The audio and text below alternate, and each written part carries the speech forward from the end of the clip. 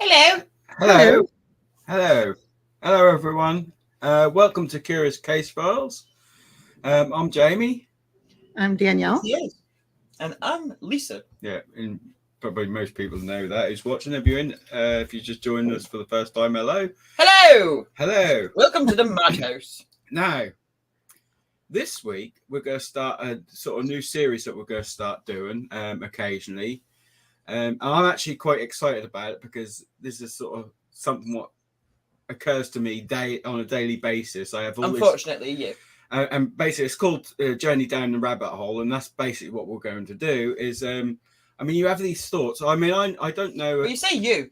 Jamie has these thoughts. No, I do. Other people do have the same questions, and you want to find answers. Now, I can on a daily basis. I do. Jamie will wake up first thing in the morning. I'm not even awake yet, and he's asking me the most ridiculous questions. And before you know it, we've spent half a day investigating on my question. That could be ridiculous. Yeah. It could be serious. It's stupid. Not always. Sometimes a serious, valid question. Well, off the wall stuff, right? Like, Yeah. How did these things begin? How did these start to become traditions and superstitions? So curious. So if you a lot have got any questions that you've always wondered about, we're going to deep dive live. Yeah. It's going to come up with things and just deep dive into them and find the answers to those questions that we've never really asked but always wanted to know. Now, to give an example to get your minds sort of thinking in that way. Do you have to? No, I mean a serious one could be. Right, thank you. Yeah. For instance, here in the UK, we've got the royal family. We've just, we've got a new king and all that crap. And, people say, long live the king, hail King, whatever. King Charlie is this instance. But now we all know, like in the UK, we've taught in history lessons. I think that's 3/4 of the history lessons were on the royal families. Boring. Which was a bit boring, and a lot of it was quite harsh. I mean, some people think, some people worship the royal family, some people don't, whatever. Yeah. But they were harsh people. I mean, for instance, one of the stories was King Henry VIII, who, had all them wives, chopped off all their heads and shit like that. Yeah, there was actually one of them, I can't remember where it was now, I'll have to look this up. He actually just went, he was crazy. A lot of them were crazy, and historical throughout Europe. One of them actually just murdered his family, his wives. He just went around murdering people. And then he got like a slave boy to dress up as a woman because he resembled slightly one of the wives that he'd murdered. Exactly. Really bizarre. There's a couple of them actually thought that they were going to shatter because they thought they were made of glass. Yeah, that sounds like so fictional, but this is actually stuff that is true. Yeah, and these people ended up ruling, land all globally, basically for many years. Now, the thing is, we all hear these stories, like I say about the history.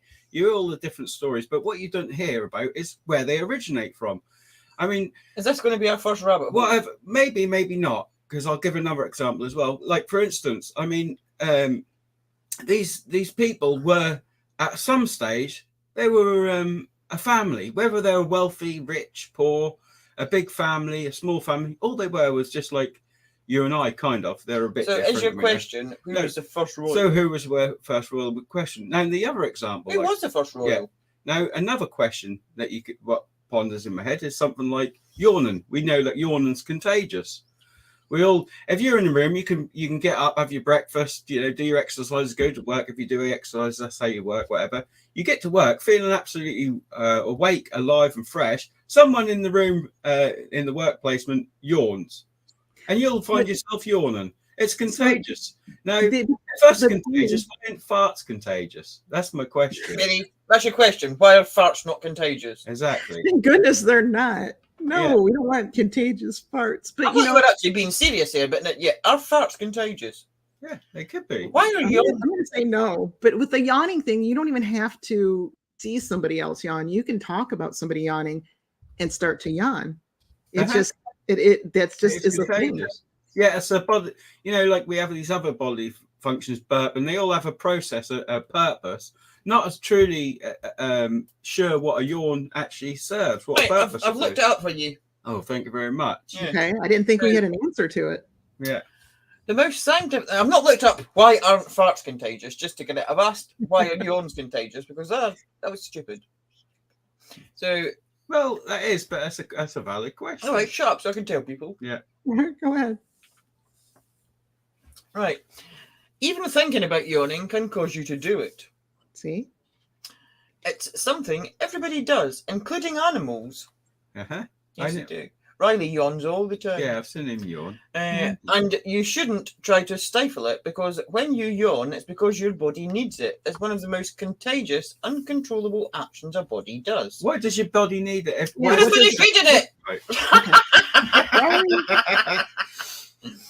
There are many theories as to why people yawn. One popular theory is that yawning helps your body bring in more oxygen, but this theory has been mostly debunked. So why write it? Why tell me? I want to know why we're yawning. I don't know, but I'm fighting a yawn right now while you guys are talking. Are we boring you, Danielle? No, it's the thought of yawning. Again, really why is it associated with boredom? If people have to do it and there's a body function that we have to do, why is it just when you're bored or tired? Why do we need it? Why do we need to yawn? And why do other people all of a sudden feel like, yeah, that's a good idea. I need that yawn as well. I mean, and sometimes you can't stop. It's not actually telling me why it's contagious on this website. It does say that if you find yourself yawning too much, to go and see your doctor. You imagine going, why are you here? Oh, I'm yawning. I have a yawning problem. I feel like a twat going to the doctor and saying, yeah, I'm yawning too much. I wonder if they have meetings for that. Yeah, I wonder what medication they'd give you. Well, it's not even telling. It's not even telling you. I don't think that they really know. I really don't.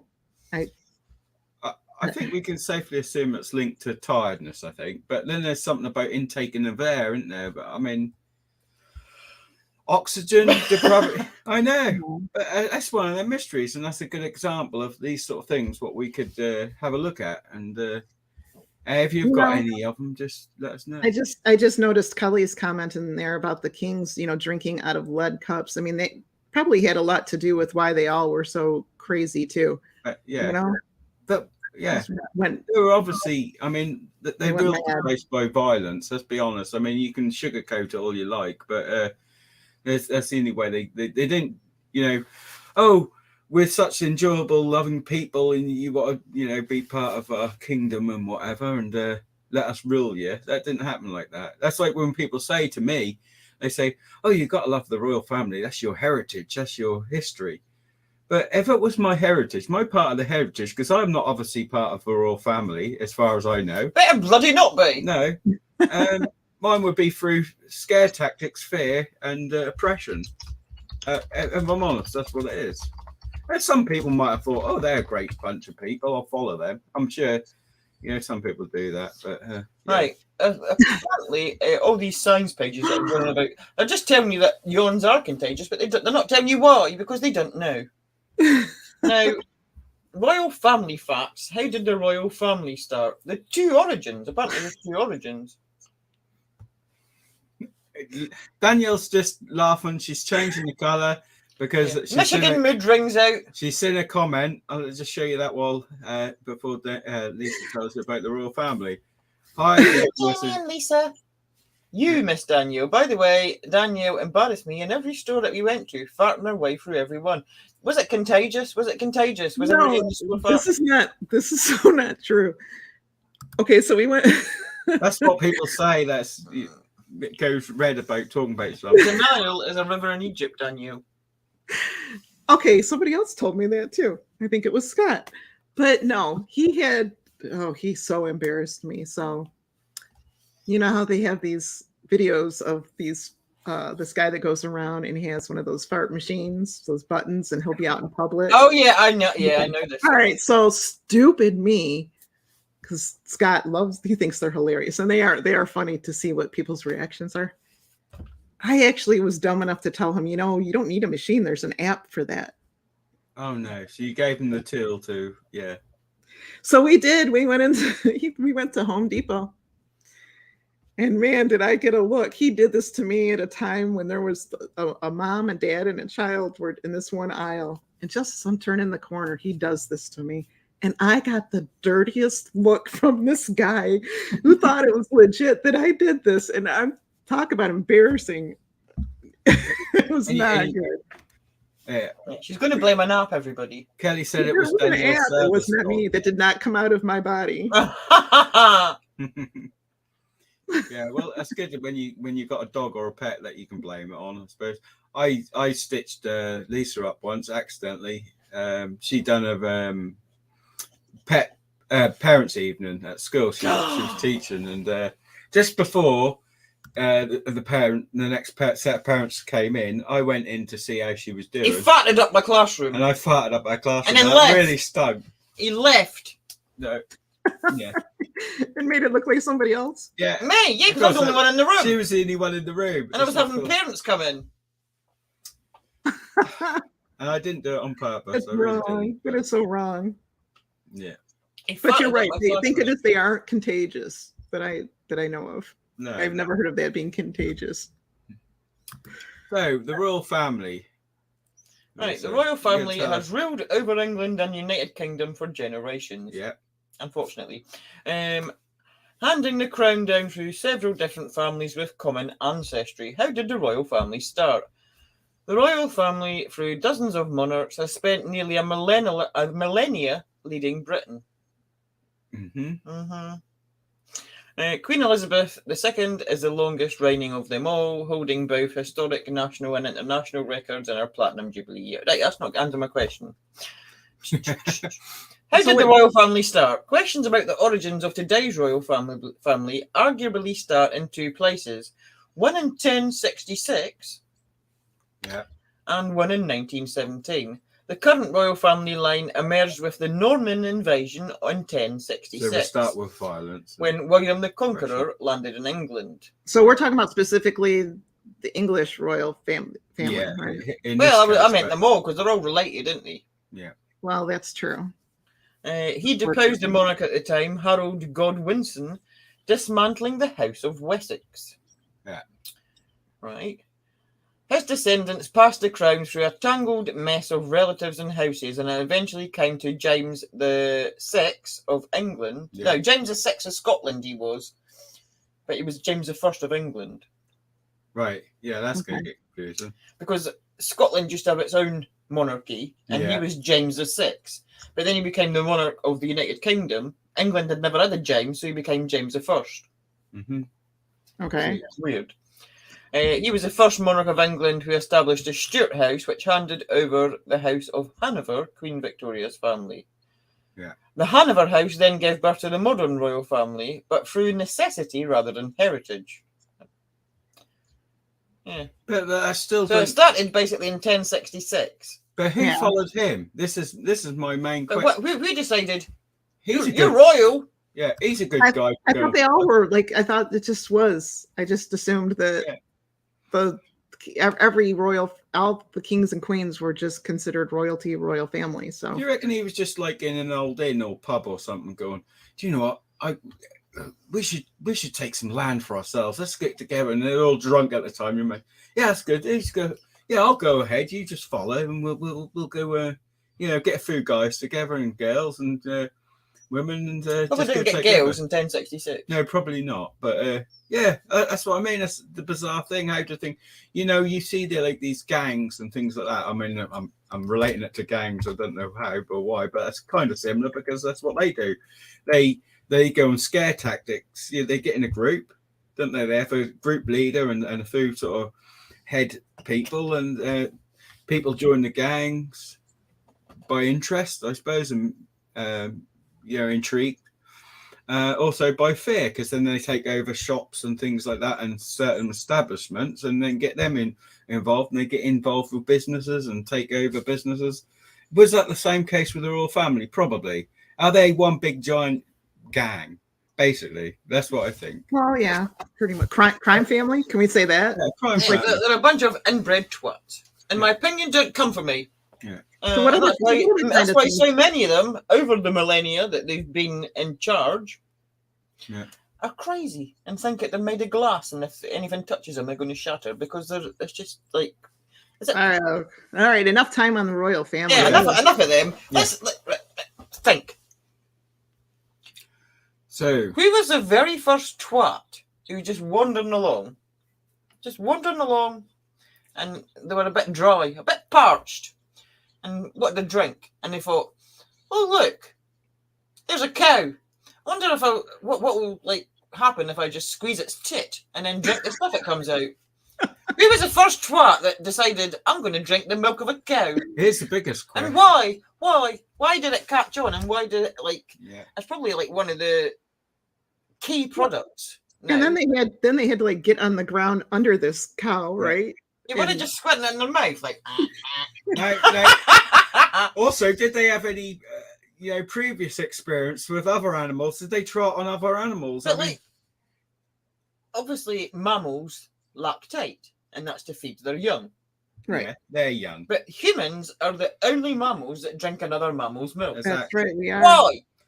And why are we not all lactose intolerant or something? Because well, we probably are to some degree. It's for the baby. It's for the baby cows. Why are we drinking milk? I'm going to look this up. It's actually they're finding. I mean, it's not really good for you. But to answer that, yes, we are the only mammals that drink another mammal's milk. However, there is a new, I don't know if you want to call it trend, or sometime it started out as a need, but has now moved to a trend of selling breast milk and giving breast milk online. Yeah. Not just for babies. I know I would put cow's breast milk in my coffee, but if it was human, no, that's weird. Then you got to think, why is that? Why is that so different? Why is that so weird? Why do we find that so off-putting, bizarre to have human milk when we had it as babies? A lot of us had it as babies. Yet, if it was bottled, we were like, disgusted by it. Yet, apparently, we were okay with other animals. It kind of don't make sense, but it kind of do. You had the twat like, I'm really thirsty. I'm going to drink that. Who then decided to let it go all moody and turn it into cheese? Yeah. Or ice cream. Yeah. Can you imagine? How did they come up? How did they come up with this? Or butter, like churning. They didn't have a freezer, did they? Can you imagine if the world was different and we did have human milk and we did continue and we thought it was normal because we were all used to it and things like that? Right, And there was actually like women who would get jobs as providing milk for that was just so bizarre. Yeah. Right, this is from Britannica.com. Why did adult humans start drinking milk? And who was it? I wouldn't know his name. I wouldn't know where he came from. Probably not going to tell me, but anyway. Most adult humans around the world are lactose intolerant. Are they? Meaning that once they were weaned from breast milk, they gradually lost the ability to consume animal milk and certain other dairy products without having digestive problems. However, the majority of people of European descent, especially those of Northern and Central European descent, are able to digest milk past infancy. This lactose tolerance is thought to be due to a genetic mutation leading to a dominant gene for lactose persistence. There are several theories as to how this mutation became common enough to persist in a population. One idea has to do with famines. Where did I get farmers from? Farmers, cows. Because I'm thinking, milk. Yeah, famines and liquid milk. Thousands of years ago, millennia before refrigeration, animal milk would quickly turn to yogurt in warm climates. I bet it would. Oh, like clumpy. Yeah. Allowing lactose-intolerant humans to eat a nutritious, calorie-rich food. Bacteria break down lactose in the yogurt, so even lactose-intolerant people can usually enjoy it. However, the cool climates that prevail in Northern Europe, the milk would have stayed fresh longer than fermenting into yogurt. In times of famine there, desperate people may have consumed the milk and, being unable to digest the lactose, suffered from diarrhea. Nice. Possibly dying as a result of a combination of starvation and the ravages of lactose intolerance. So did we evolve to drink it then? Well, this is a lot of things are by accident. It's giving us the shit, but we're going to keep drinking it. Yeah, and they find this out by accidents too. Like you said, they left it out too long, and then they found out that it turned to this and that. But carry on. I'm just saying, the really adults shouldn't be drinking milk. No. So basically, the lucky few in the population who had this mutation would have survived with a boost in nutrition from the milk, and then would have passed the gene for lactose persistence onto their offspring. So basically, people that were just didn't have that gene died, but they kept drinking it anyway. Well, a lot of them didn't know. They didn't know that.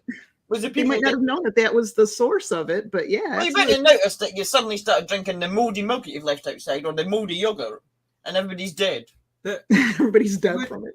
Talking about, or everybody's got the shit. Talking about cheese, I mean, when what they used to, who they used to give cheese to was the poor. That was called poor man's meat. That was the white meat or poor man's meat, and they used to feed it to actually to the sort of poorer people. They had all the luxury meats, and now it's actually seen as more of a luxury, isn't it? It's more expensive. Well, that's where they got that. I didn't know that. Yeah. That's where they got that. And then they done the processed cheese during the war, weren't it? Because that lasted longer and things, where they took their rations and that. So yeah, I mean. Staying on food, this is just a personal thing that I've wondered, because I've got autoimmune diseases. Jamie's got autoimmune disease. A lot of people I know have got things like Crohn's disease, diverticular disease, endometriosis, polycystic ovaries, fibromyalgia, MA, MS, all things that really, if you look back maybe a couple hundred years, these things didn't exist, but they're so dominant now. That's a really high percentage of people our age, really. There was people like in the previous generation, but it's like more common to get these sort of illnesses which are attacking your immune system. Yeah. And I've put a lot of thought into this. I've never really deep dived into it, but I've just thought about, well, why is that? Why has this generation, like our generation of like old people, for like, if Tyson's watching, we're old. We're not your generation. Why have we all got these illnesses and diseases? And the only thing I can think of is processed food. When they stopped going and getting all these fresh foods and just like creating all your meals from scratch, and you went and bought ready meals and all this processed bullshit with all this stuff in it, has processed food caused our health to decline? I think it's a huge contribution to it. Absolutely. I think it's a big part of it. It's a combination. There's two things that I've thought. Is it processed food, or is it pharmaceuticals, medications that you're getting? Yeah, it could be either. I think it'd be a combination. These are things that have developed. I mean, you didn't a lot, maybe even just a century ago, there was more natural remedies for things, but now you've got all these V words. I can't say the word because of the little thing it went on for 2020. Not allowed to say the V word, but you've got these V things, which are good and bad. I mean, my mother had polio as a child, and the polio vaccine has saved a lot of suffering. I'm not against. I am not.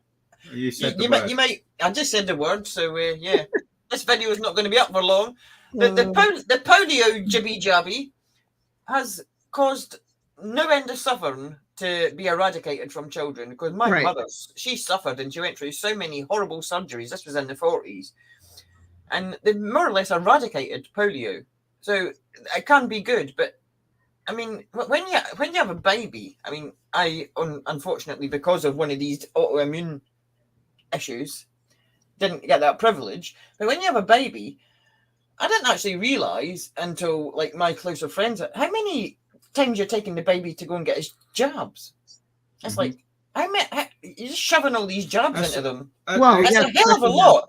It's not like just like one or two. It's like into the tens. Yeah, well, when you say that, well, first of all, what I'd say was with the foods, it's obviously these fast foods and things like that, but it's also maybe some of the additives that they put in it to preserve it. It might be good for the food, but may not necessarily be for you. And everybody has look at what we have in the U.S. and our ingredients is a lot more. It's worse on the body than like you has in the UK. You can look at a box of mac and cheese, for instance, Kraft mac and cheese, and the difference in it, and have. Right, I'm going to search for how do I word this to find out is processed. No, but does processed food? But as you were saying about damage your health, as you were saying about the medication and that, and the jibby jabbers, well, I probably have something, and that asks a bigger question. If we were all designed or come here, whether you've got a science mind or religious mind, we're all supposed to be created on this earth. Why are we on this earth with so many of these ailments and these susceptible to certain things like this? Could processed foods raise the risk of autoimmune disease? That's medical news today, and we'll read that. If you are already struggling with your New Year's resolution, just tell me the answer. Yes, that's my answer. Yes. Oh, that's got too much jibber jabber. It's a given. And Kelly Doss brings up a good point in regards when we were talking about the milk. Goat milk is the easiest, if you know, on digestive systems. And I know I don't want a free trial. I just want to read yes or no. I know a lot of people that gave goat's milk to their toddlers or whatever because they couldn't drink the cow's milk. So yes, Kelly, good one on that. Right, Kelly's just put something, and I'm going to be sick. Yeah, is that true? Is that true? Is that true? They allow up to 4% of human meat, and they better bloody not. Well, what I do know, I'm looking this up. I'm just like, forget the autoimmune. I do know that they allow a certain percentage of like bugs and creatures in food as well. But where are they getting this human meat? And why? Why aren't we know? We've got something for 2021 about McDonald's saying it's only 100% pure beef and chicken. How could they allow any percentage of human meat? I hope that's wrong. Right. Burgers contain rat and human DNA, study finds. Oh. A study of 258 burgers in the US finds unexpected additional and lack of ingredients. This is from The Independent. So, upon ordering a burger in the fast food chain, diners might have already come to terms with the fact there's a very slim chance of horse meat. Oh, right. No, see, now you're going. See, that's another rubbish. Why is it everybody's taking that comment off at the same time, so it keeps going? I'm just, Danielle, take the comment off. Thank you. Everybody's trying to do it at once. Right. Horse meat. Actually, why do people... I know it's just... I find it disgusting. I find it disgusting. Why do people think it's acceptable to eat a cow? But if you say horse meat, they're like, ugh! That's another rabbit hole to go down. Anyway. Is it because they become pets? Like, yeah. Or domesticated more? I don't know. Then you have to wonder, isn't it better sometimes we don't know what's in our food, but on the other hand, we have a right to know what's in our food? A new study from US food-based testing company Clear Labs has discovered from a sample of 258 burgers, 2 cases of meat and vegetarian products, 3 burgers with rat DNA, and 1 case of human DNA. Yeah, but I suppose if someone cut a finger or something. So they've said the most likely cause is hair, skin, or a fingernail that was accident. Yeah. How do you accidentally put a fingernail in your burger? Well, how do you accidentally get feathers in bread, Lisa? Yeah. Yeah, because feathers, yeah. You're the one that told me that. Yeah. It's no accident. They use it as a binding. Right. That's disgusting. And but I know they. Thank God we make a run. Well, they allow a certain amount of creatures to be in processed food, which it's going to be natural, like your flour and things like that. You have. I feel sick. Flour I feel sick. This was Jamie's. Why we went all like? Why am I at the bottom? Where's my row? We're not supposed to be in a row. We're in a row. What's that? So you go back to like the whole like who discovered the milk from a cow, and like Kelly said, well, maybe they saw the calf eating or drinking the milk from a cow, but does that mean did they start going around and testing all of the animals? Like it must have done.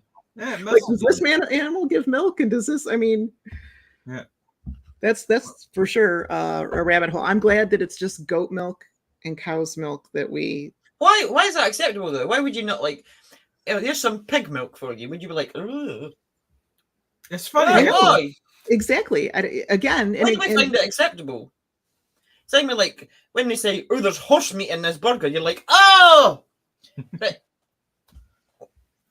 you find it acceptable to eat like cow. Well, yeah, because different countries have different there's delicacies in one country that there's no way we would. There's the whole thing about like there's supposed to be cat meat and Chinese food in the UK. That's probably worldwide, I think. I think it's just because they know. Is that a myth? Is that an urban myth? No, I think some of this, they know that they do have, like, you see the street food where they eat things like that. I hope it's a myth. Yeah. You're not. Stop it. Stop it. Stop eating the kittens. Stop scaring us.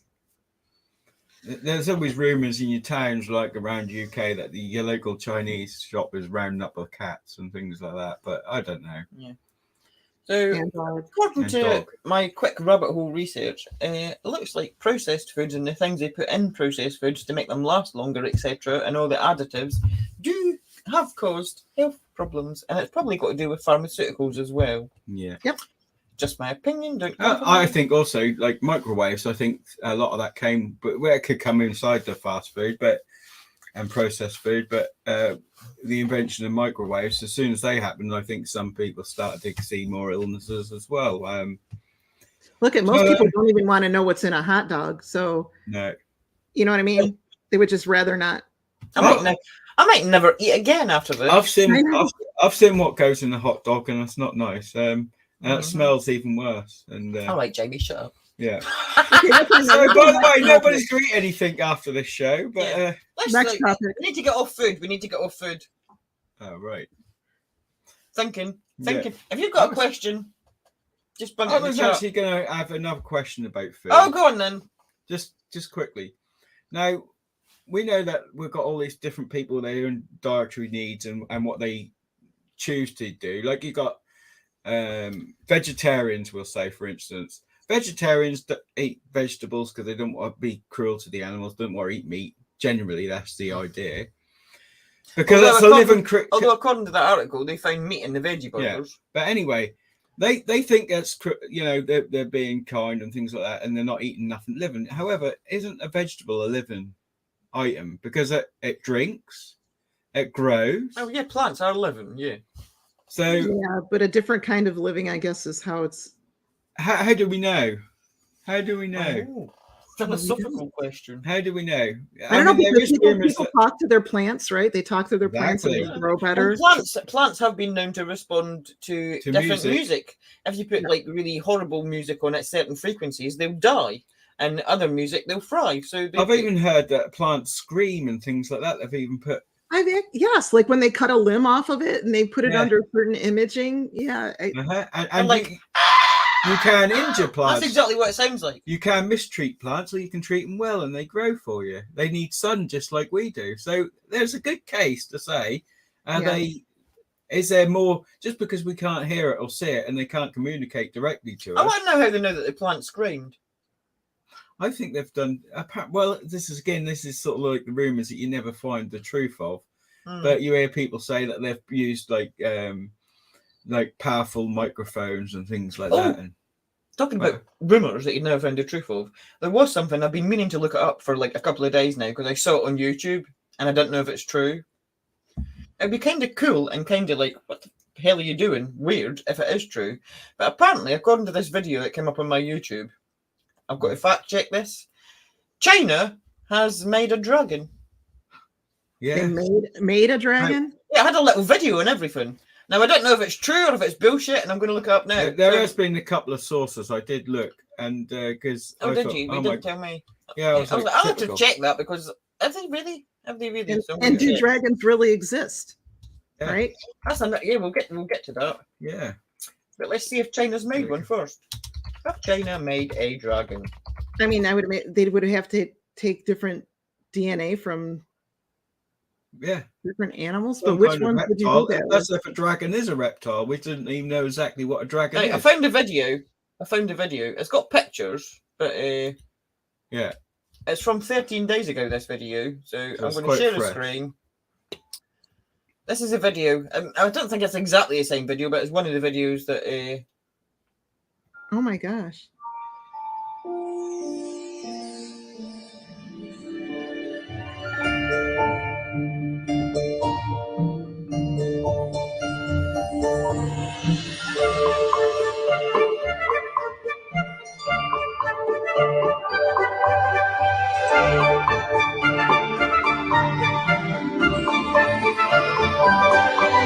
More than one then.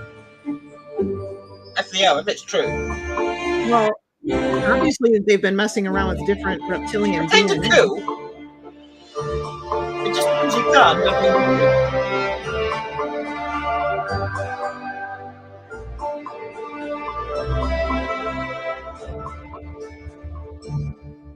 It's like a real life Jurassic Park. That is. Right, so that's it. That's like very similar to the video that I watched. So did he make a dragon? Yeah. Well, obviously. Well, yeah. You mess around with all those different DNA. I'm sure that they've. Well, we do know that is, investigating other things in the past. We do know that they do mess with them sort of things, and they have obviously different laws. It's like here in the UK, we did was it the Dolly the sheep? Was that UK? And then we said we're not going to do it. It's against the law and things like that, we're not going to allow like this DNA manipulation to go ahead. However, me and Lisa watched a TV program a couple of years ago where the competition was have your dog cloned. Your pet dog, you can have your pet dog from the past cloned. That's what you were winning in this competition. And well, again, they tell you things in movies, right? They tell you in movies first what's being done. There was actually a movie called The Sixth Day with Arnold Schwarzenegger in it that actually had that same idea that you could have your pet who passed away, died, you had to put it down, and you could have a new one cloned of that. Mm-hmm. Oh, well, let's say it. I mean, I found so far that they could create it via genetic engineering. Obviously, we know that they could, but just because you can doesn't mean you should. But there's nothing jumping out. Did they find the little baby dragon in a little ball of amber on a walking stick at all? Yeah. Jurassic Park. Like Jurassic Parks. Jurassic Park. Yeah, Bob, do they have milk? I don't know. Do they have teats? Do they have milk? Yeah. Dragon milk. We've got you get dragon fruit, don't you? That's not it. Now, see, if that was true, if there was a dragon milk, I'll bet you anything that would be like this hot commodity. Like it would be so expensive, and everybody would have to have it. Right, I think that's going to take a little bit more diving into banging this program. We'll find out for the next time if there is a dragon. That'll be a cliffhanger one. But that's a good. That's a good question. Did dragons actually exist? Mm-hmm. Well, did they? Look, I'm not supposed to be underneath people. Did these people that you've got all these mythologies with dragons in them? It's actually the national animal of Wales over in the UK. I would have thought. Did dragons actually exist? Is it some sort of dinosaur or something? Because we have got many examples that we've showed in a previous show where you found human and dinosaur footprints in the same sort of layer of, is it permafrost it's called? Brain fog. So are dragons dinosaurs, Danielle?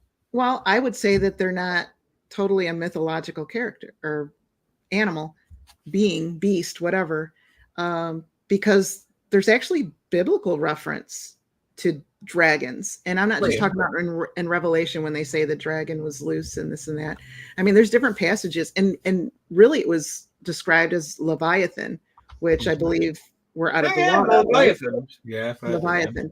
But it did talk like in, I think it in a few different chapters, and even in the book of Job, like Job 41 or something like that, it talks about penetrating the double coats or layers of armor in the Leviathan, and it said that its breath set coals ablaze and flames dart from its mouth. Here's a weird question. Like now, I've just said, are dragons dinosaurs? Now, dragons are depicted as these flying creatures that breathe fire. Is it some sort of aircraft? It could be. I guess like a rocket when it breathes the fire out. Is that the only way that they can show that this thing was flying? My question is that a UFO? Is what I'm saying. Is it a UFO? Before we think about machinery, my question would be: would it be possible that they found dinosaur bones, for instance, like we do today? Perhaps they discovered them and called it a dragon. I mean, we get told us myth now, so the religious element of it is taken out because now they say they refer to Lord of the Rings and all that and think it all comes from there, and a lot of people, but that stems back, and we know China, the history of China with dragons. What were they seeing? They could have been seeing a creature that wasn't quite extinct. Yeah, you're right, Daniel. Not that I didn't believe you. I was just looking. Yeah, you've got in Isaiah, in that day the Lord will punish with his sword, his fierce, great and powerful sword, Leviathan, the gliding serpent, Leviathan, the coiling serpent. He will slay the monster of the sea. Yeah, and then you got Ferric. Is it Ferric?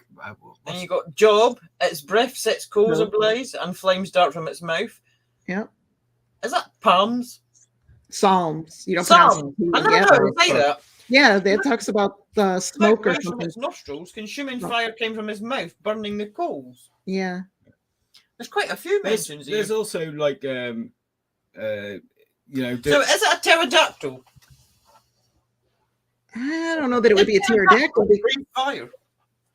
You've got the Aztecs and things like that. They had serpent gods, flying serpent gods. China, That's all around the world. That is all around the world. So whatever they came up, like if we argue that they did see bones, then other countries must have seen the same bones. How did they communicate? Yet they all have these visions of the same looking dragons, more or less. Yeah, they vary in shape. Like some of them, like China ones, are long, thin, but they're flying. You then got other, more classic dragons, and you got these other sort of more bulkier versions of dragons. But they are all mentioned, and they all do the same kind of thing: breathe fire, breathe ice. Maybe it's a dinosaur, isn't it? Acid.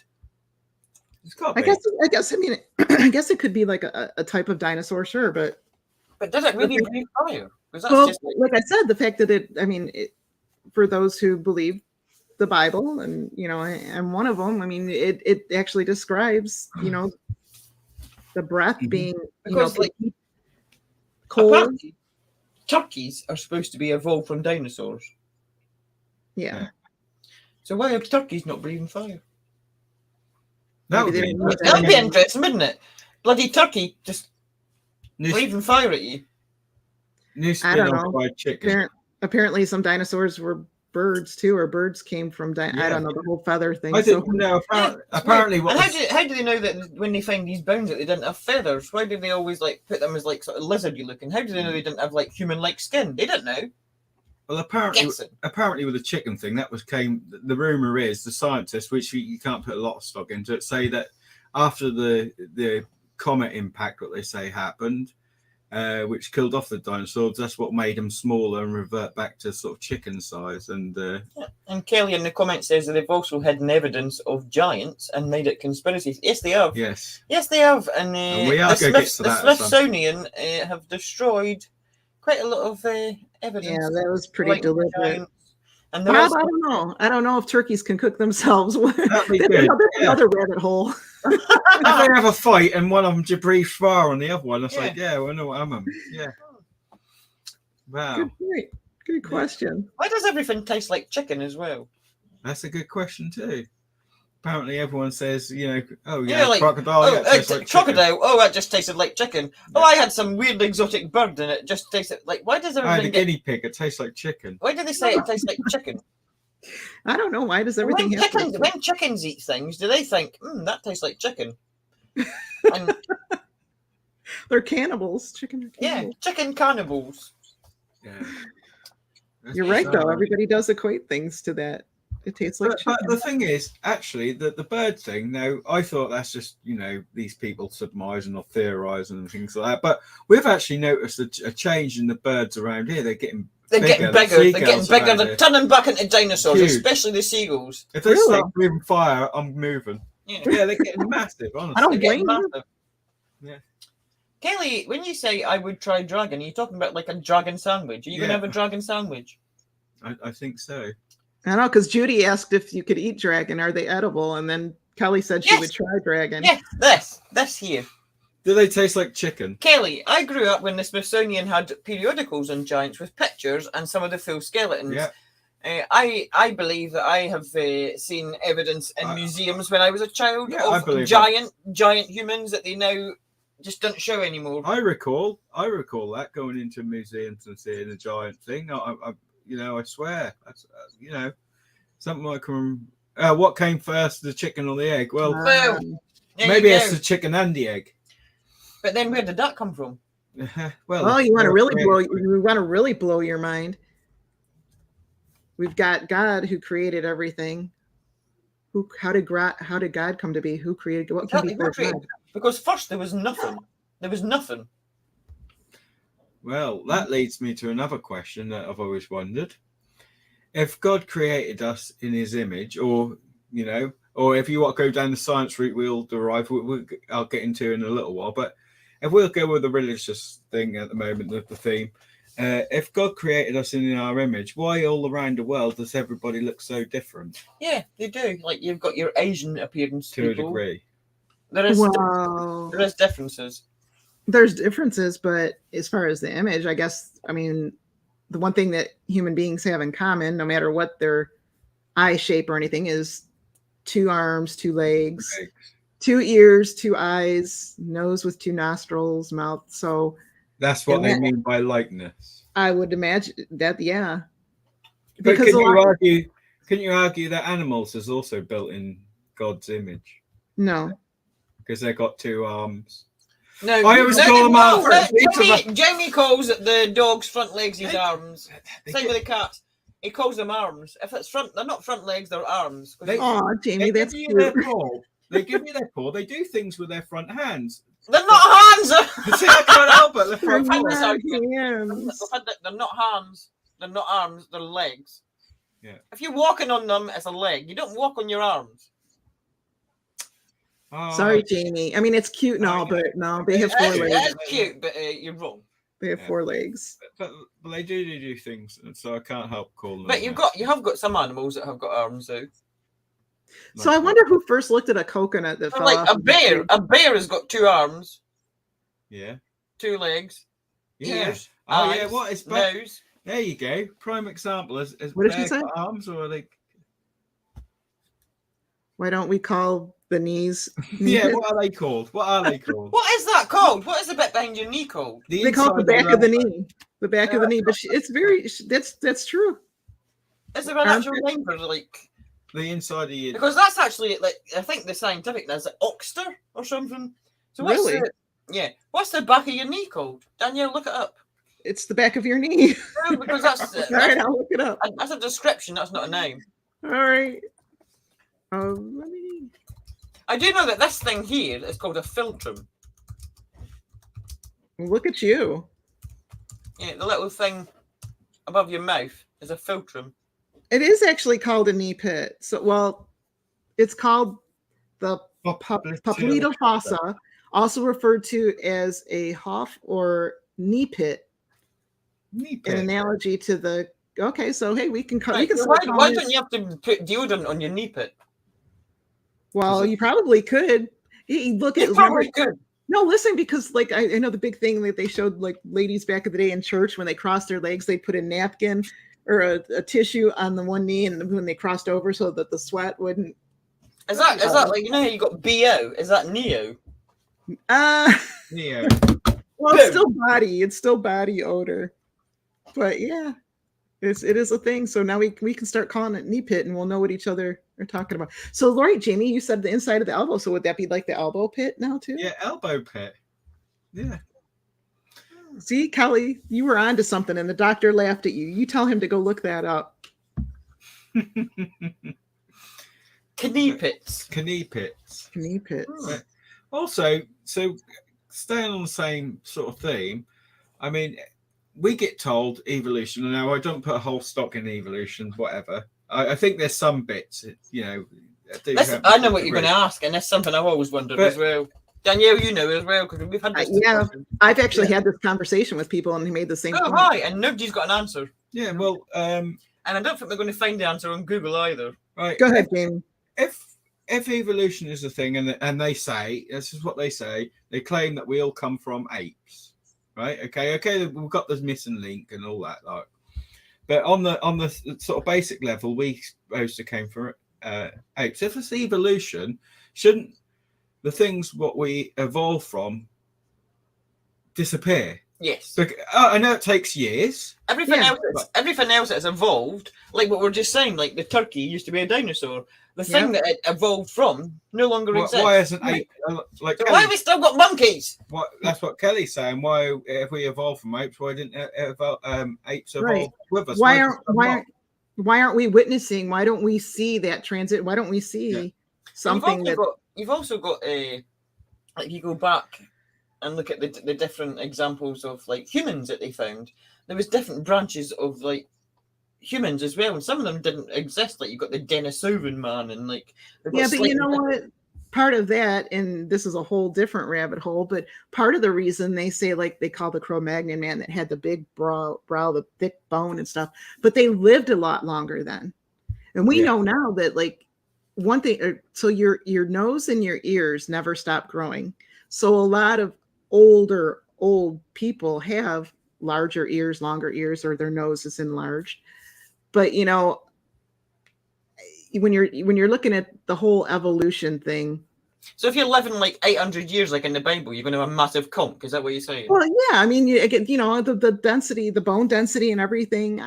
That's one of the theories. That's one of the things they say because I don't believe in evolution, that we evolved. This isn't like, I'm not talking about evolution. Like you've got like this ape turned into this, then turned into this, then turned into this. They've actually found different offshoots that just died out. Like they evolved slightly differently. Maybe you got to like the Cro-Magnon, and then there was two different. That one was mating with the earlier ones or whatever, and apparently there's ones that like branched off and then they died out, and that like what we are now is the only one that survived according to that theory of evolution. But why do we still have monkeys and apes? And no, we wouldn't, would we? Like that's why we've not got dinosaurs. Some we've got turkeys. Some are in decline, but that's apparently caused by us and things like that, and the environment and whatever. But I don't see. Even through the years before me, even before I was born, you'd have thought by now you'd have seen some kind of process throughout the years, and you don't really. You see a decline in animals from that, like what we probably caused to them and hunting and things like that. And that's where it's expanding. Like the whole thing about evolution. There's a thing like even just looking at your hand, your thumb, in earlier humans used to be more prominent, but because they used to do things where they used their thumbs a lot more. Like obviously they were hunter gatherers, were creating tools and whatever. Their thumbs were a lot more prominent and more like a fifth finger.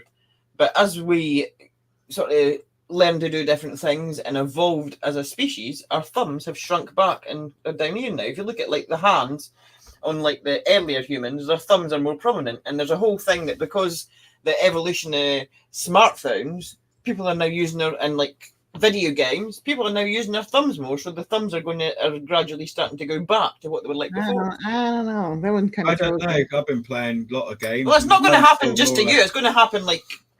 Right. No, but I'm thinking all along since the beginning, having thumbs, we've had to use them. Think about it when your thumb isn't, like if you break your thumb or you've hurt it and you have to bind it and you can't use your thumb, it's nearly impossible to do things. So we've always used our thumbs. No, but what I'm saying is they utilize them more. Like if you even look at like in the 1950s, they weren't using their thumbs as often as what we're using because we're on phones all the time. Danielle's like, what? Danielle, I watched a program. It makes sense. I'm like, did they pick their nose with their thumbs instead of like their fingers or something? I mean, Danielle, I think what she's saying.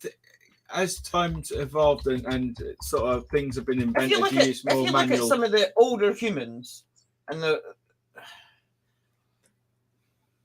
skeletons, their thumbs are different. And it's slowly devolved. But that would prove evolution. That would prove that was some of that's just enough. Like like some people have longer fingers than others. Some have like short stubby fingers, and I don't know. But if Lisa said she saw it, well, it's like feet as well, like the toe, isn't there? Apparently, if you lose your big toe, you lose your balance, which is kind of strange. And then I had to question what on earth's the little toe all about, because that's just useless, isn't it? Yeah. that's good for stubbing it on something. Yeah, exactly. That's all. How many times do you basically think opposable thumbs, isn't it? Opposable thumbs. Yeah. Look at how many other creatures haven't got that. Yeah. We evolved to have opposable thumbs because we needed them. We didn't evolve to have them. We were made with them. We were created with them. Yeah. All right. This is according to this theory. I'm not according to the theory of evolution, humans evolved to have opposable thumbs. And because monkeys have them, that we're allegedly. And on older, if you look at all these. The thing at evolution and how humans have changed over time, the thumbs have become less prominent. But now, what about if they're just lying? As they stopped using them? What about if they're just lying? I take it they take the evidence out of skeletal remains. What about if they're lying to you and you're just attaching the thumb a little bit slightly higher to convince their story, to sell their books and their bullshit? What if? Good point. It's possible. Mm-hmm. Anyway, so, carrots. You guys taught me that. I had no idea on this one. So go ahead. Jamie, tell us about carrots. Right. If you don't know, I'm sure some people, I don't know if it's a rumor, and we'll get to that. Apparently, but I've always been I told. like how she says, "Go ahead and tell Jamie," and she's going to start calling us herself. Yeah. No, apparently there's a argument even and within the scientific community about this. Yeah. Oh, okay. So, again, going back to the royals just slightly. Apparently, I always thought it was a queen, but apparently I've just learned that it could be William of Orange. Apparently, the natural color of carrots were purple or white. White. And the royal family will argue it's a queen or king or William of Orange. He is a king. I know he was king. He decided that he wanted all carrots to be orange. So apparently they engineered carrots to become orange. Now, I don't know if they had that technology of how they engineered it in that time, but apparently it's supposed to be a thing. And I've seen purple carrots. I know they exist. I've seen white carrots. But wild carrots, like if you're out in the field, actually thought that, that's going to look more edible if it's orange. I mean, there's nothing wrong with you eat white vegetables, you eat purple vegetables, you eat red cabbage. So why change it? Yeah. If it's not broken, why fix it? I don't know. So now all the carrots have evolved.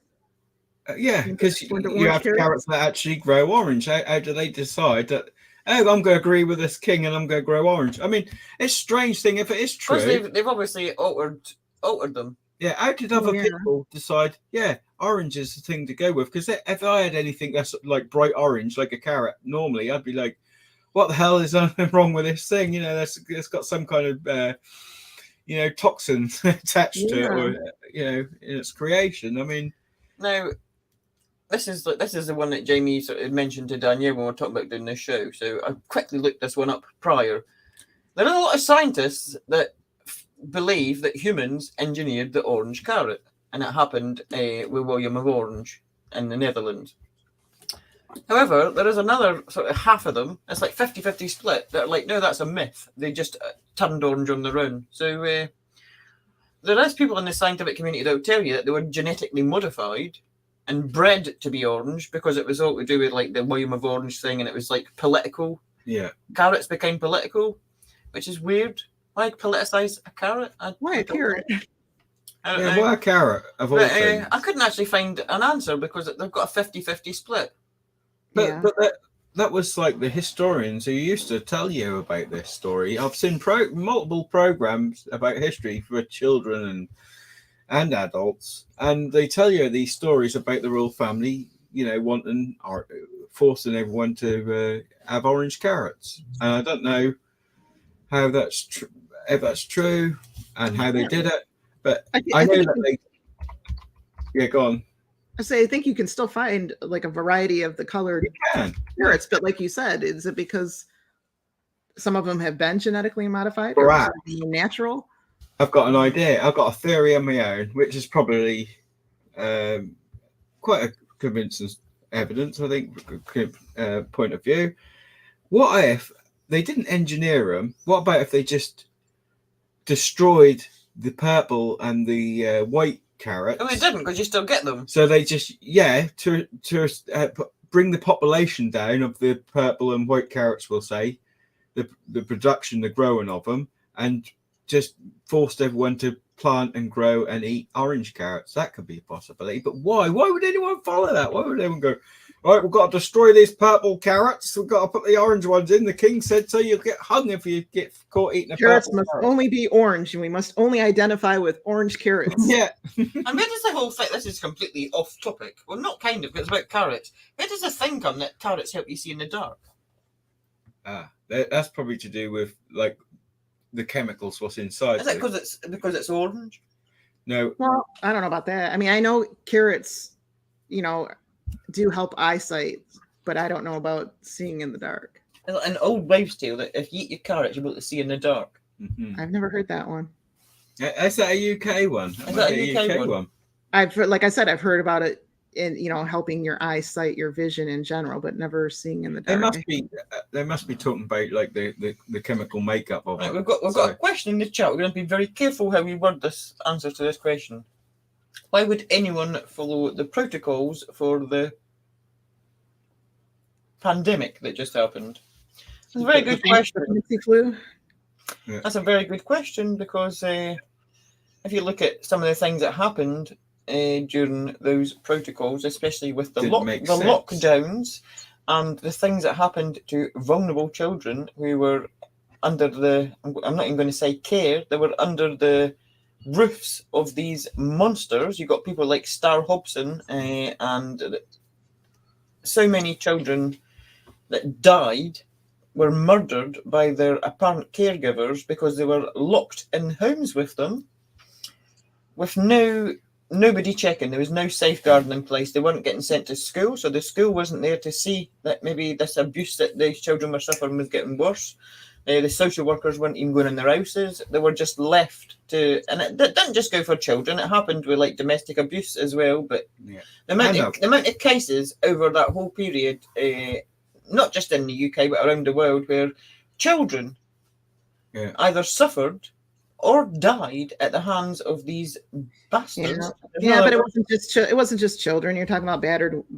Oh yeah, that too. But the increase was phenomenal. You were putting. How could anyone follow those protocols? Yeah, no. Fear, mass. Yeah, fear. Yeah. Well, Kelly says about people are sheep. They tell them. I mean, that's the thing. We do have the saying with the sheep and things like that, and we know. People do that. People do. Again, when we go back to the yawning, is that a thing? Is that the sheep mentality? You know, if someone yawns, we all join in yawning. There's something legit about the yawn. There is.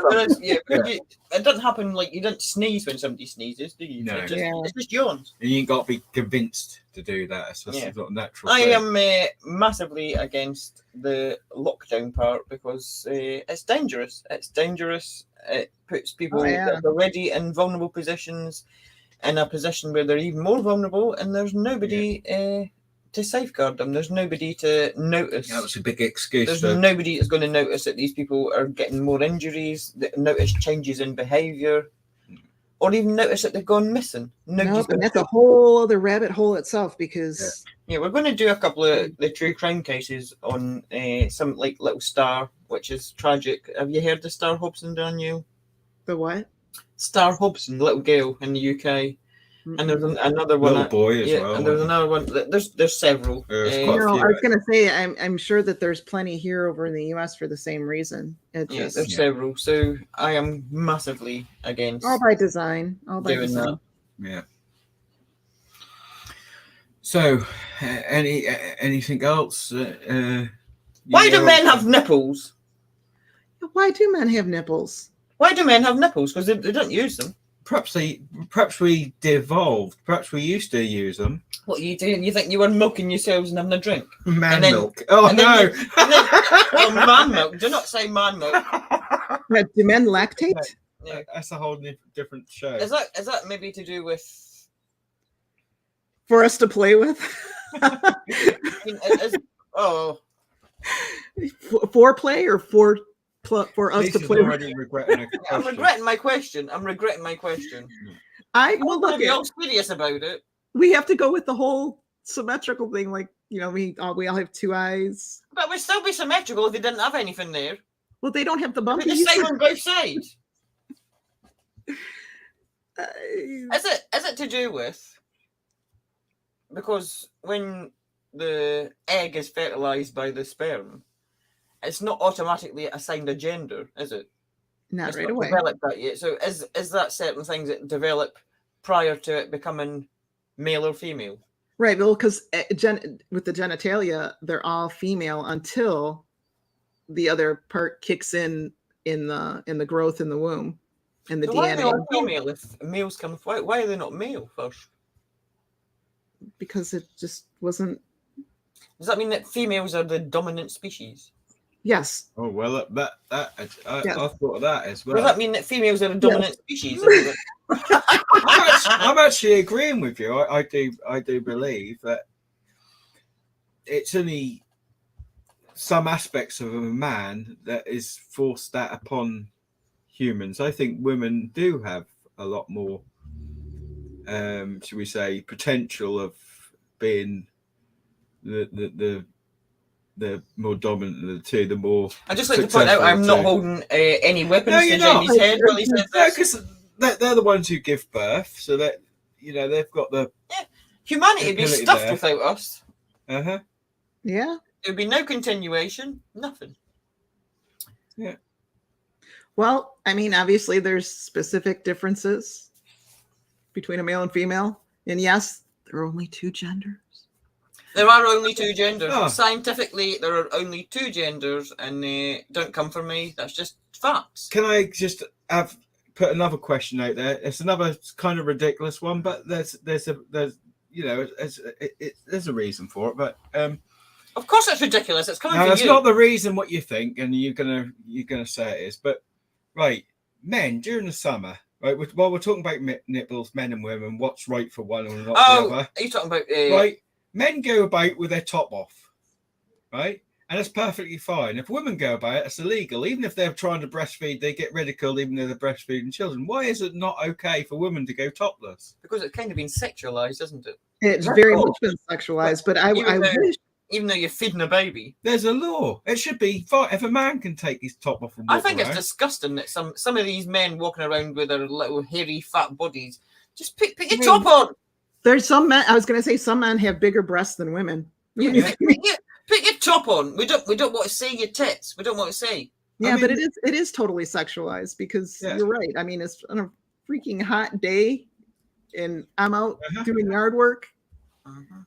Well, again, if you have a religious background, you're supposed to, that the clothing isn't, but if you have a religious background, I don't think the man is supposed to be showing any skinny. Well, definitely not. No, if you've got a religious background, they were naked in the Garden of originally. Eden. They only put clothes on because they done what they weren't supposed to do and got embarrassed. Right. They were just wandering around with everything happening. But more like Danielle Snow said, more religious ideas and different other religions do say about covering up, and we know like some people barely can allowed to show their eyes, But I mean that's bizarre. I mean, if it's all about equality, and I don't know why people ain't pushed for that. Because we know that's a thing now. Yeah, but it's truly of a sexual nature. There's no doubt about it. I mean, people shouldn't be ridiculed for feeding a child in public. No, that's not a sexual thing. It's like feeding an infant. And you're not really exposing yourself, to be honest. The baby's the baby's covering. The baby's head's covering most of it. So look, here's my argument. If someone took a cow in the middle of the supermarket and started milking it, people wouldn't arrest them or curse them. I mean, that would draw attention. I don't know. I don't know, Jamie. I don't know, you might get arrested. You might get arrested for walking into Tesco's with a cow, Jamie. Farmers might have to start putting bras on cows. That'd be interesting. I'm just thinking because I read a little bit about then it didn't actually tell you who the first human was. Going back to the first question. It didn't tell you who the first human was that milked a cow. But at the time, it wasn't an actual cow as you know a cow today. They were, what was it called? I can't remember. They were massive. They were these massive things. Yeah. So they must have been feeling quite kind of brave because, what were they called? I don't know. I don't know, but getting back to the whole thing we were just talking about while you're looking that up, I'm thinking now about who was the idiot that invented the bra? I know. Because if you look at it and you look at different tribes and other cultures and things like that, their women didn't wear them. Why now? That's the difference between, then and now and men and women. And although I guess there we go again, some men probably could. Is it part of, I don't know, I'm just guessing, because they had these corsets in sort of the Victorian era where they were pushing everything in, pushing everything up. Yeah. And that's an evolution of the corset by taking this bit away, but you're still keeping this support. And was it for support or was it for modesty reasons? Was it for concealment? Things like, I don't know. That's a good one to think about too. Why are men and women's shoe sizes different? Why? Because it doesn't matter. I mean, if you order a size 7, I mean, the measurements are still the same. If they only had one set of shoe sizes and you ordered a size 7, it's going to fit anybody that's got that length of foot. Right. So why are men and women's shoe sizes different? That's a good point. Boy. And well, they're also in different countries. Like if you look at the tongue Yeah, of the the bras as well. Like the bra sizes in different countries. If I went to America, I wouldn't have a bloody clue what size of bra to buy. Yeah, I've made that mistake where a lot of these sports. Yeah, shops... Jamie's made that mistake and bought himself Kind the of bra? wrong size of bra when he's in America. The previous one. I just couldn't get there. I've been into sports shops, and a lot of these sports shops have the American products, and they sell them to you, and you go and buy it at size 9, and they're like 2 times the size of Emily. Massive. Hello, Emily. Hello, Emily. Oh, hello, Emily. We remember you, Emily. Yeah. You ain't missed nothing much if you just joined up and talking. We're being random. We're going down random rabbit holes. It's a random kind of show. The questions that kind of pop into your mind. How did this happen? How did they discover this? Who first thought of this? We first decided, I wonder what's in there, and then broke it and thought, oh, that's weird. Let's eat eggs. Yeah. And like what made them decide to like cook it? Yeah. And look at all the different things you can do with egg now. Because they got sick when they had it raw. But why would you think, oh, it's just like a load of white stuff and what's this yellow? I'm going to eat that. Right. And if you got sick from it, why would you want to try anything else with it? You would just be like, leave it alone. I'm sure they probably saw other animals eating eggs and just thought, oh, I'll ever give it a whirl. I'll give it a whirl. Are you that sure? Yeah. I think I am that sure. I don't know. But I guess if they first saw an egg and they saw the shell, they'd be like, wonder what's in there. Yeah. Wonder what's in there. Kinder surprise. Yeah, like pin a hole, drink. Well, same thing with coconut, but I guess coconut, that kind of makes, because I was thinking about that too. Like who cracked that coconut open and decided to drink the coconut milk and eat the white stuff inside? But somebody had to be the first one to do it. Yeah. You've seen in like China where I think it's China where they have them like 2,000-year-old eggs they eat. They're like black and they're like disgusting. Oh yeah, they're really old eggs. And that's a delicacy. And they eat birds' nests as well. That's a delicacy. And they try. Oh my god, it's like why are you eating birds' nests? These really old black eggs. And they survive that. They survive it. Yeah, there's plenty of YouTube programs where they're doing it, and birds' nests as a delicacy as well. And they have these birds' nests that they try and. You see them get caught smuggling them in from their country and bringing them, to wherever they're living now to feed their family. And they're really like stupid expensive birds' nests and these eggs. You'll have to have a look at. And there's like really like years old fish as well. What they eat and they absolutely stink. Oh, is it? no. What's it called? Strom something. That's like this really really powerful. And you see people smelling it. And just spewing on, it's disgusting. See, to me, that's almost like a death wish. Why would you even want to try? I know. Exactly. Nobody's that hungry. Yeah. Like, what did it start out as a bet? Like, I bet you to do. Like, I'll bet you $1 million. You're not going to eat that. Well, hold my beer. Now, here's another one. Here's another thing. What people have in some countries, which me and Lisa found out disgustingly, was we like a good cup of coffee. But in some countries they sell the coffee beans at extortionate prices. Oh yeah. And why they're so special is because they've been through an animal first. Basically, the animal eat the coffee. They feed the beans to an animal and let them poo it out, and then they sell the beans as coffee because it's been through a digestive system of an animal. Oh. And this is a very expensive coffee. Mm-hmm. Why is it always the creepiest stuff like that? I know. There's plenty of things that you could eat that's not been through and shut out by somebody. They're just, and a lot of this ties into too, well, not this particular thing, but like we talked about last week at the beginning, the first half of the show. Shoving poo up there. Yeah, and like why did they just these people that think of these things and discover? They're crazy. They're crazy, but somebody had to first attempt them.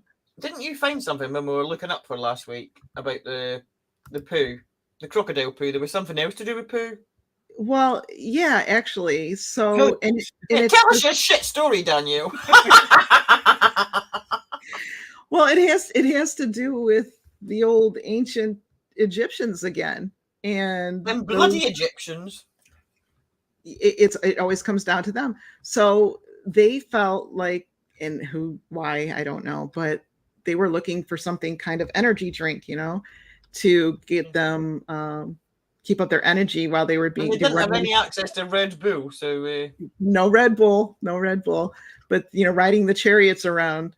So ancient Romans boiled vinegar with goat poop, and this was their energy drink. I think it was my question is, did it actually give them energy, or were they just doing things faster because they were needing a poo? They needed to run to the bathroom after.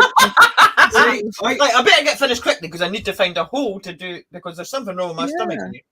I think that was probably a gimmick by people who were in charge at the time, and because we've seen now that they were using a lot of shit for a lot of things. So right. Here's my theory: there was a lot of shit about it, and they said, "What are we going to do? Let's sell it back to the people. Let's make sex contraceptive." What a racket! Energy drinks.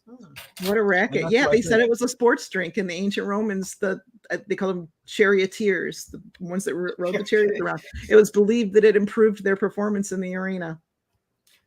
Maybe that's where the term "come on, go kick the shit out of you" from. I'm going to kick the energy shit out of your fucking mouth. Oh well, and then another fun fact, which who knew. So we're talking about cows and milk and everything like that. They also had this thing where in Argentina, and I don't remember like when, but they actually decided so cows' teeth were worn out after 4 or 5 years or something like that. So they decided to wear your teeth out. What? Just chewing grass is going to wear your teeth out. I guess so. Well, they must grind very hard, but they decided, these Argentinian scientists, to help increase the milk yield or whatever, they put false teeth in these cows. Wait a minute. Wait. I was putting Bob's comment up there, so I don't know if I was fully paying attention or not. Did you just say to me, Danielle Elvis, the Michigan mood ring? Did you just tell me that they're putting false teeth in a cow? Is that really what you said? I'm not mishearing you because I was busy. No, these Argentinian scientists, they fitted these cows to what end? With dentures. And the dentures, it helped them live longer. And how dentures going to help them live longer? Guess because I don't know, they're chewing or eating, and they said it helped produce more milk. I mean, are we saying that cows actually die because they've not got any teeth left? Is that what we're saying? I don't know. It all sounds ridiculous. All I'm saying is this was a thing. This is a thing. If that's a thing, it was. They're not still doing it. No. But if it's a thing, if it's a thing, is it a fact? If you've got false teeth and you give them birth and you're lactating, you can produce more milk because you've got false teeth. Not that it's probably older people who have got false teeth. How did you get to that conclusion? Because that's a fact. If he's come up with the idea that cows with false teeth are producing more milk, that's not what she said. That's what she did. They said no. Well, they're going to live longer.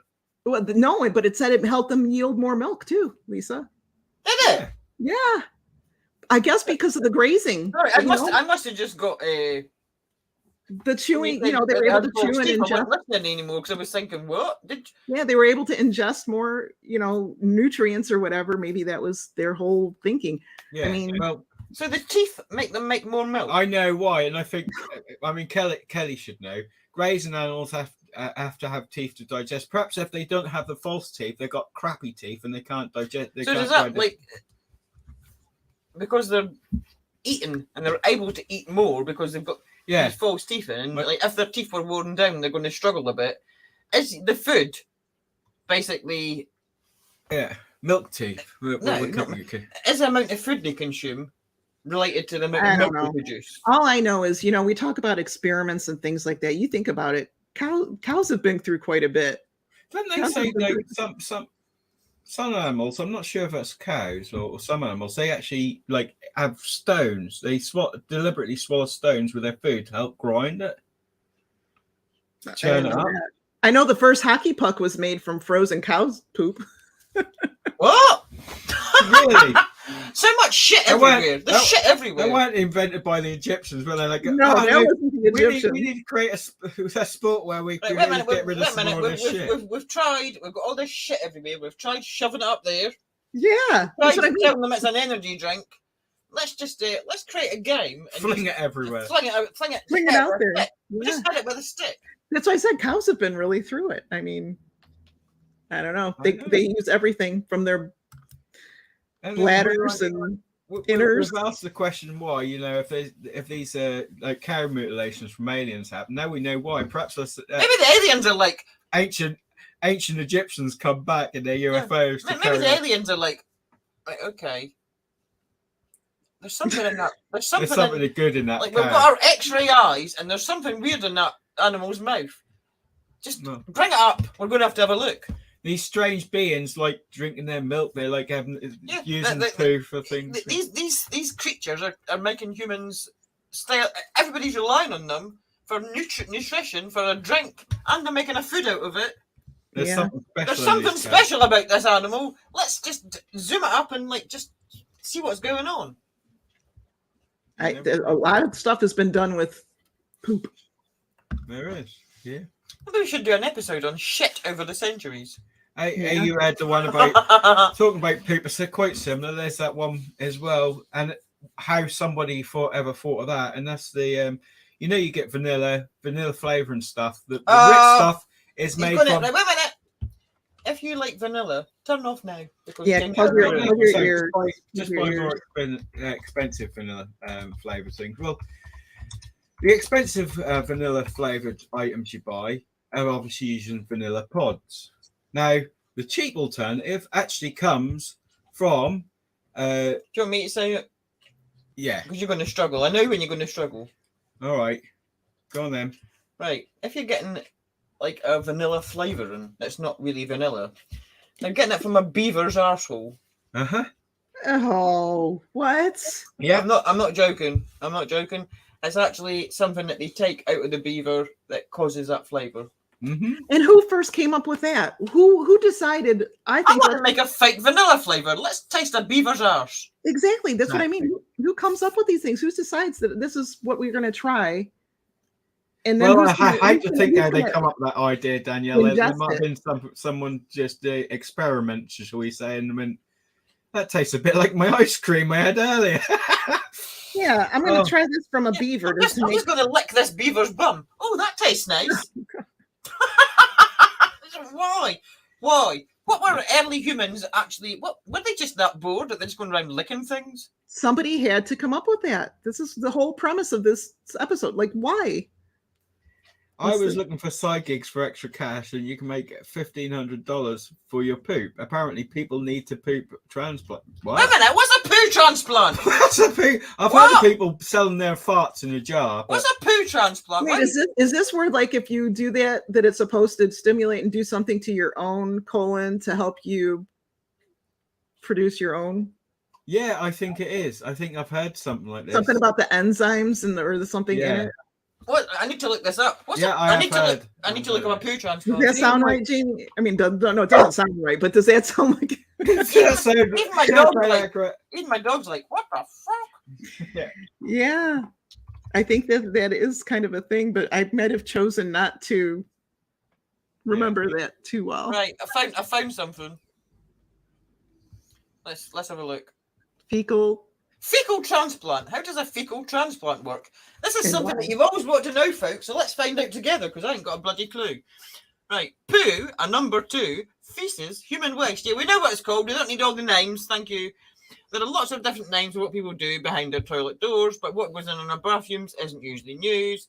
But lately, there's been quite a lot of talk about poo in the media. It's all down to the National Institute for Health and Care Excellence. Nice. Well, it's not very nice, because I know what's coming. Well, I don't know what's coming, but I know that it involves poo. The public body which provides guidance and advice on how health and social care can be improved in England. NICE wants people with specific... NICE wants people with specific illnesses caused by superbugs living in their guts to be offered poo transplants to tackle their infections.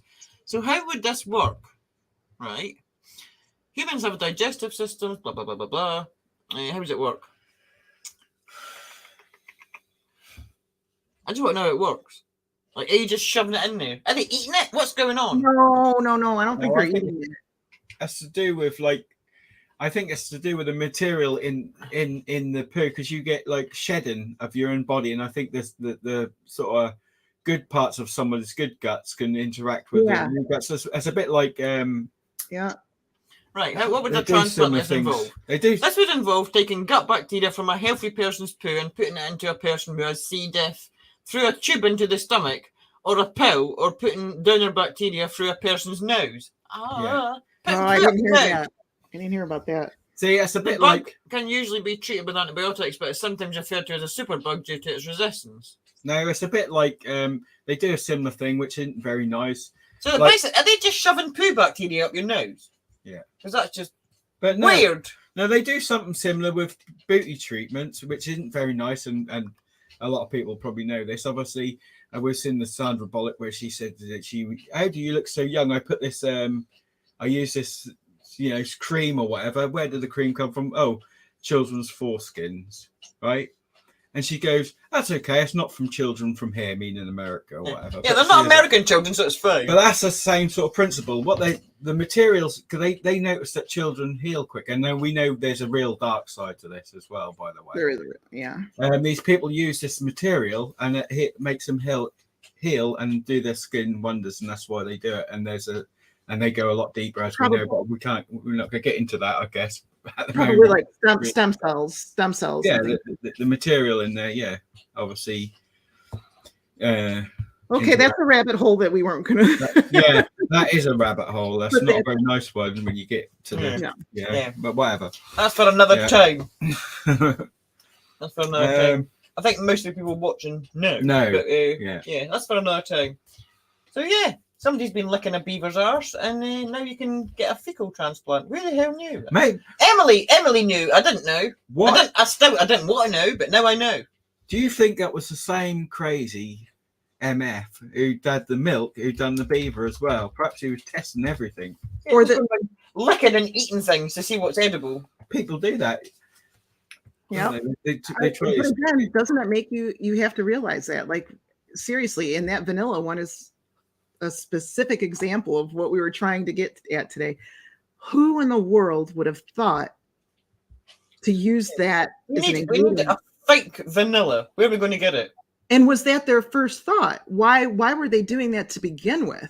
Yeah. Did they actually need a fake vanilla, or did they just send somebody like, right, you've not got any skills really, you're a bit shit, you're not educated, but you obviously need to feed your family, you need a job, so I'm just going to create a job for you. What I want you to do, this is what I want you to do, just listen carefully, this is what I want you to do. I want you to just go out into nature, go anywhere you want, find animals, find plants, find whatever you can find, and just eat them or lick them or taste them and tell us what it tastes like. And if it tastes nice, we're going to just start feeding it to people. That's your job. We'll give you a $5 an hour, off you go. Yeah, so if you think that things have not been done, chances are it's been done. Yeah. Do you think they actually needed a fake vanilla flavoring, or they just accidentally found it by looking? No, I think it was an accidental. How would they have known what the vanilla? Why is vanilla so expensive? Yeah. Oh, I'm going to. I've got a new job. I'm getting paid a $5 an hour. There's a beaver. I'm just. They have vanilla beans. They have vanilla beans. So why? Yeah, I don't know. Apparently, there was a shortage a few years back, and I'm sure that was probably the case before. So. Yeah. So that is our first journey down the rabbit hole. We've went over some. I've still got to find out one question for you that's a bit more complicated. I will look that up for the next time we do this. If you've got anything that you think of that you want us to look up the answer to or have a discussion on, just let us know. Put it in the comments of this video, and we might answer it the next time. Yeah, we do. And next time we might get into more serious. Please do, because that means that Jamie's not thinking of them. If you're thinking of them, they're going to be a bit more serious, and it would be Jamie. What I was going to say. Jamie has some pretty awesome thoughts. We do have a sense of humor. Jamie's got a weird thought process, so but we need that.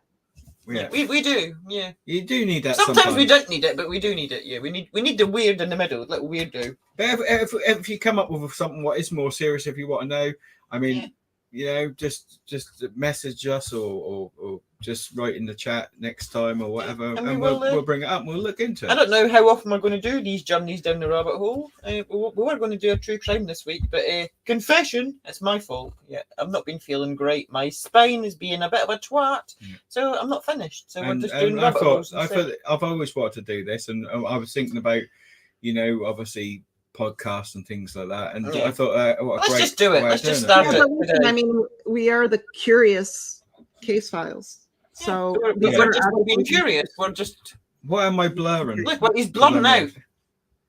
Yeah.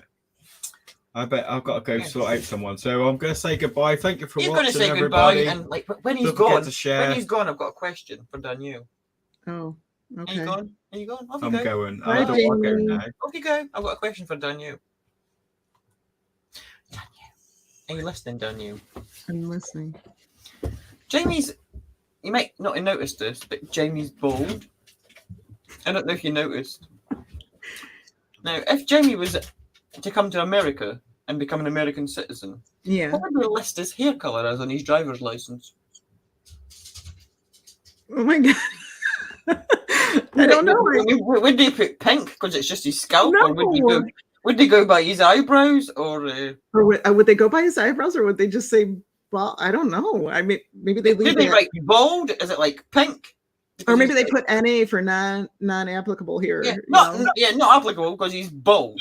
Okay, so I know I got to go find some of my bald friends and ask Find a them. friend in America. This is your homework, Danielle. Okay, Find a bald person and ask to see their driver's license. good to Please. see their driver's license. Caucasian. Yeah, hair color, Caucasian. Yeah. Yeah, that's good. Good one.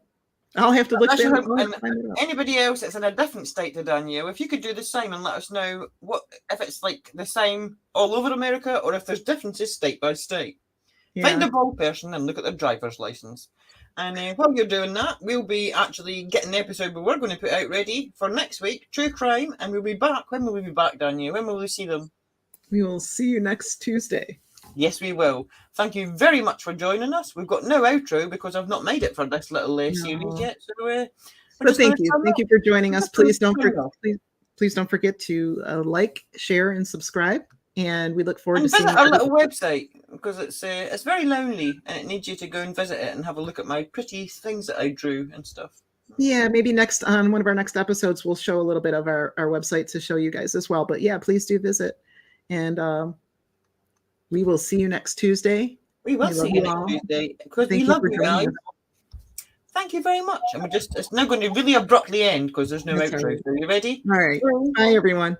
2, 1, end.